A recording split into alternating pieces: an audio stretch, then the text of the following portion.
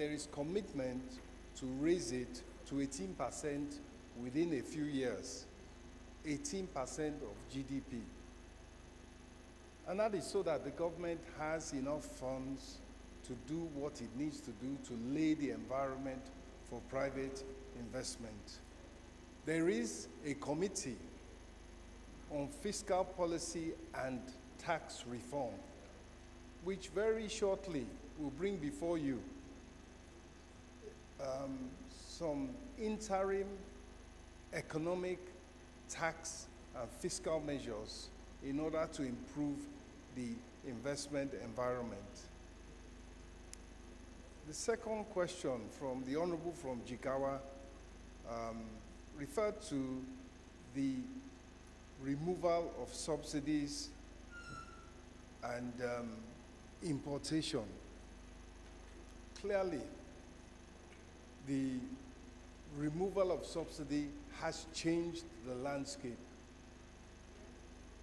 And yes,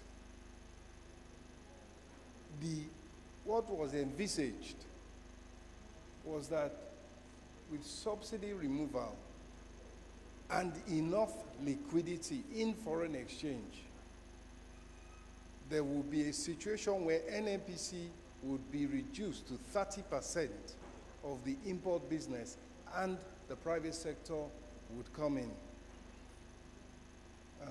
As we all saw, the supply response, the support in terms of foreign exchange liquidity did not come, and NNPC remained the only viable importer because it had the support of the government in a way which a private sector operator would not have.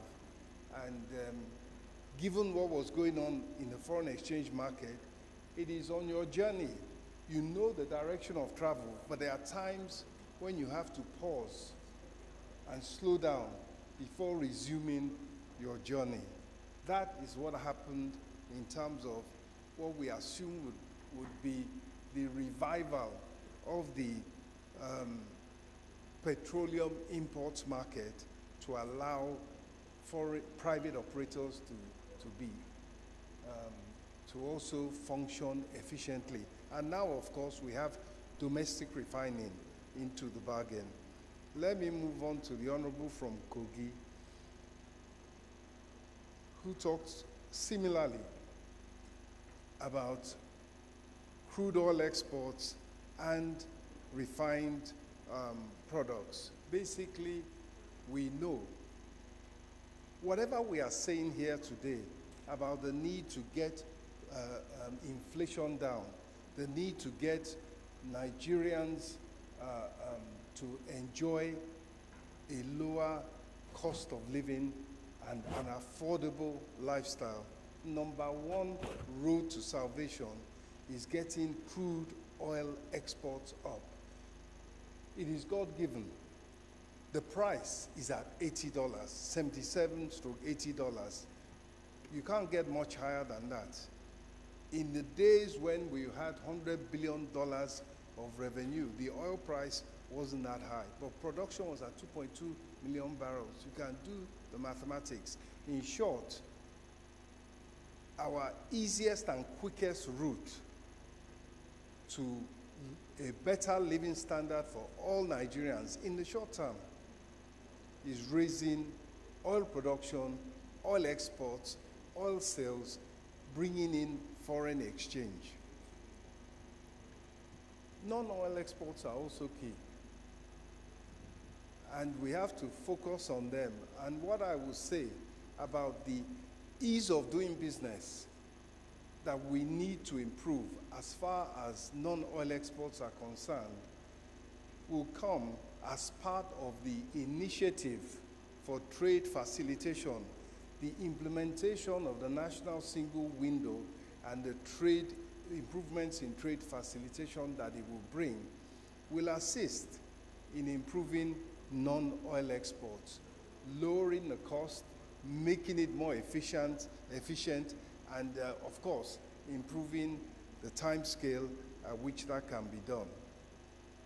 Honorable asked me, I think but he didn't wait to answer, to hear the question, to hear the answer to his question. He said, have we turned the corner? So let me just simply put it like this. We were going in a direction that was totally unsustainable. The fiscal deficit was rising and rising. Let me give you a metric, a figure that shows we have turned. The budget deficit last year was 6.11% of GDP. The projection for this year is 3.9%. I think anybody would say that is turning the corner. So please help me to pass on that response to the Honorable. When we talk about local government and we talk about the autonomy of local governments, or we talk about the performance of local governments, we are in a federation. Mr. President believes in federalism. Of course, he believes in democracy. He believes in federalism. He believes in fiscal federalism. And so, therefore, what belongs under the Constitution to the states goes to the states. What belongs to the local governments goes to the local governments. However, there is need. It is one country, it's one economy, and there is need for coordination. There's need for collaboration and cooperation. We have the National Economic Council under the Vice President, where the states, together with the federal authorities, come together to discuss matters of common economic interest. And likewise, there's a relationship under the Constitution between the states and the local governments. And while we are trying to improve things, we must respect those constitutional divisions. Talking about debt crisis and the issue of strict fiscal discipline and financial management, I will give you another figure. Last year, debt borrowing was 8.3 trillion, just over 8 trillion. This year is projected to be under 8 trillion. When you factor in inflation, you can see that that's a real drop. And it is based on the fact that revenue, as was said earlier, and was alluded to, there is a substantial increase in domestic resource mobilization, in taking into government's coffers what should be collected both from the private sector and from other arms of the government. Government earns revenue through its ministries, departments, and agencies, as well as through federal government-owned enterprises, partially funded, fully funded, or semi-funded by the federal budget. The Honorable from Oyo, I think I've answered, Honorable Alao Akala, talked about... Honorable Minister, 2 minutes more. Talked about full autonomy, and I think I've dealt with that. Local production, in order to raise local production, domestic production and contribution to GDP. Of course, we have talked a lot about stabilizing the economy, bringing down inflation, being able to bring down interest rates, stabilizing the exchange rate. But on top of that, we must also, in order to have industrialization, agro-industrial processing, we need energy. We need gas from the oil and gas sector, and we need power, we need electricity. And one way out that this era of green economy has given us is that solar power is something that can reach the micro businesses, the small scale businesses, and they will tell you at the small scale level, don't worry so much. If you want to give us power, first of all, give us power in our workplace so the tailors can work with his machines. Even the grinder of pepper has power to do his or her business. So that is the key, I think, to industrial development, providing, first of all, power. I think I've talked about the drop in oil revenue, BOI and BOA. BOA, there is an ongoing review under the National Council for Privatization, headed by the Vice President. Is looking at BOA. It is effectively financially distressed, and its governance is very weak at the moment, if not non-existent. So that is being looked at. And I think BOI, to be fair to them, are operating, I haven't heard anything untoward about the operations of BOI, although we would want them to do more.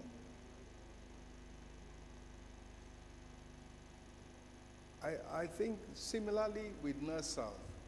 NERSAL is an institution which has sort of came to fill in the gap when maybe BOI was not performing what it should do. But I think that those are institutions that have to be looked at to make sure they are fit for purpose and that they can do the all-important interventions in agriculture that are successful.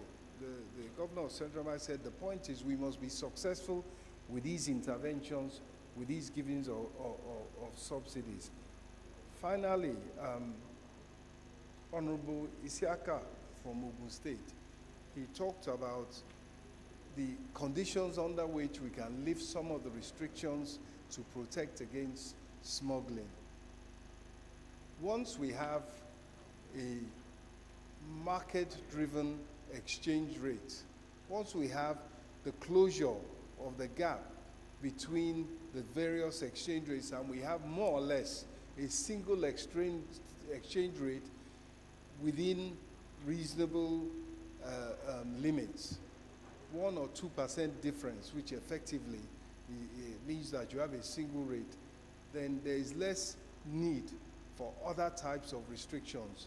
The market will flow and it will do its job to clear willing buyer and willing seller, and the incentive for smuggling disappears, amongst other behavior that is not conducive to a well-functioning economy. On that note, Right Honorable Speaker, I think the message is that we have indeed turned the corner and we can look forward to building on what has been achieved so far to arrest the decline in the Nigerian economy and put the economy back on the path to rapid, self-sustaining, and inclusive growth. I thank you. Thank you very much, Honorable Minister. You've done well with your presentation. Before I round up, I just want to... Please. Please off your phone until you're recognized, please. Mr. Speaker, point of order. We've been told by the security committees of the House, Honorable Minister of Finance, this is an urgent one which you have to note, that currently security situation in the country is very poor and effort is being made to take it from where it is to where it's supposed to be, better than before, an improvement in that sector, but more work is still needed there. So the security committees of the House brought a complaint, and they are saying supplementary budget for the security agencies, they have not been fully funded. I think it's one of the take-home to look into and see how we can do it, because it's our primary purpose as government. Having heard all that you said, there are a few recommendations that we want you to go with. And they are as follows. That CBN and the Ministry of Finance must work together. You want to say something? Yes, please. Information? Yes. You are most obliged. Right Honourable Mr. Speaker, regarding the supplementary budget, 50% of the capital has indeed been released. and the issue is the recurrent I didn't hear that, please. And there's a corrigendum process going on regarding the recurrence. I just wanted to give that information. Honorable Satomi, Okay. please hold on. Honorable Minister, please say that again. Members, we are distracted. Regarding the supplementary budget, 50% of the capital budget has been released, and the issue is the recurrent budget, but there is a corrigendum process going on, after which that will be dealt with. Thank you.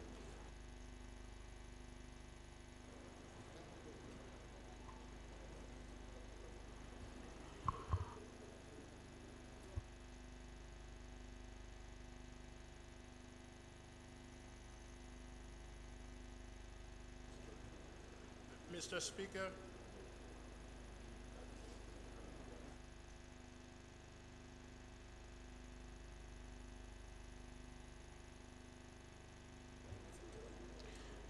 Thank you very much. The FIRS, the CBN governor, the Minister of Budget and National Economic Planning, the Minister of Finance. Having listened to you and the deliberation from the House, there are a few recommendations that we want you to take on. And they are as follows. One, collaborative approach that is more defined, which says CBN and Ministry of Finance should work together in a more defined manner with relevant ministries like the Ministry of Budget, the private sector, civil society, and other stakeholders to develop and implement interventions in view of our current situation. Secondly, time-bound action. An era of making proposals that has no time for its implementation gets the Parliament worried. So one of the things to take home is establish clear timelines and performance indicators for interventions and their implementation. And this should be well communicated to the Nigerian populace. Regular monitoring of progress, evaluation of effectiveness, adaptation of strategies when needed or as needed is one of the things that we want you to take home. Remember, emphasis on information. Many people in Nigeria don't know what you're doing. So you need to push this information you have given to us through this platform via various other platforms. The more they know, the more information they know that they have, the more confident they build in your effort towards nation building. Achieve perfect tuning. We're asking that you embrace fiscal and monetary policy synergy. The Ministry of Finance and CBN must collaborate to achieve perfect tuning between their policies, ensuring they complement and reinforce each other, not contradict each other, because it's embarrassing when they contradict each other. This requires open communication, coordinated decision-making through those joint committees, and a shared commitment to inflation reduction, especially those ones that are cost push. Emphasis on those ones. It is also important that both the CBN, the Budget Ministry, and the Finance draw inspiration from success stories. The Parliament has been engaging other clients, and we urge to know what they are doing to survive these turbulent times globally. And we urge CBN to study and adapt successful inflation targeting framework that have been successful in other climes from other emerging, especially emerging economies. For example, Turkey's experience in the early 2000s is a reference point that we can look at. Turkey's multi-pronged approach, combining monetary discipline with structural reforms and fiscal consolidation, achieved significant inflation reduction and economic stability.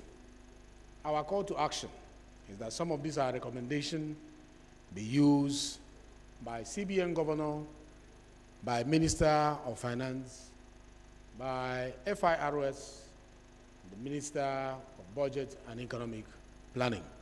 I want to thank you again for coming. I want to thank Mr. President for appointing individuals with competence like you. You have shown that you believe in this arm of government, just like your boss does as a product of the parliament. If we invite him, he will always come. You have honored us by being here. You've honored Nigerians by sitting here from morning till now. You've addressed our questions. Maybe not completely, but at least comfortably so, that we will have answers to give to our constituents who have elected us to be here. And I want to thank honorable colleagues. You have really proved that you are honorable indeed, being caring enough to carry on your shoulders the pains and the worries of Nigerians who have been asking you multiple questions. Today, we have had an attempt towards producing answers to those problems on our hydra-headed needs. Thank you very much, and God bless you. Please, can the minority leader move for the adjournment of this House?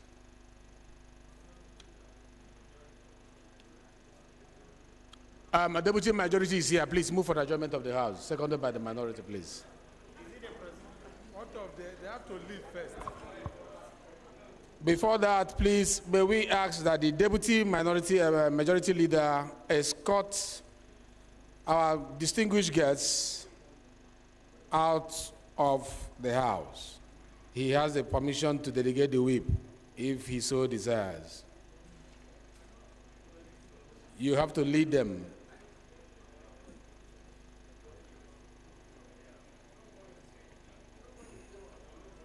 The majority deputy whip will move the motion in your absence. Thank you, Honorable Minister.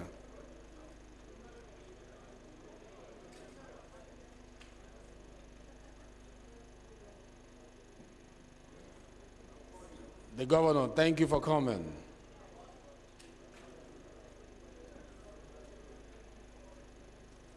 Thank you, Honorable Minister. Thank you. Okay, while they are leaving, because time is fast spent, I call on the Deputy Whip of the House to move for an adjournment of this House, please. Thank you, Mr. Speaker, my highly respected colleagues. I move that the House adjourn until tomorrow at 11 a.m.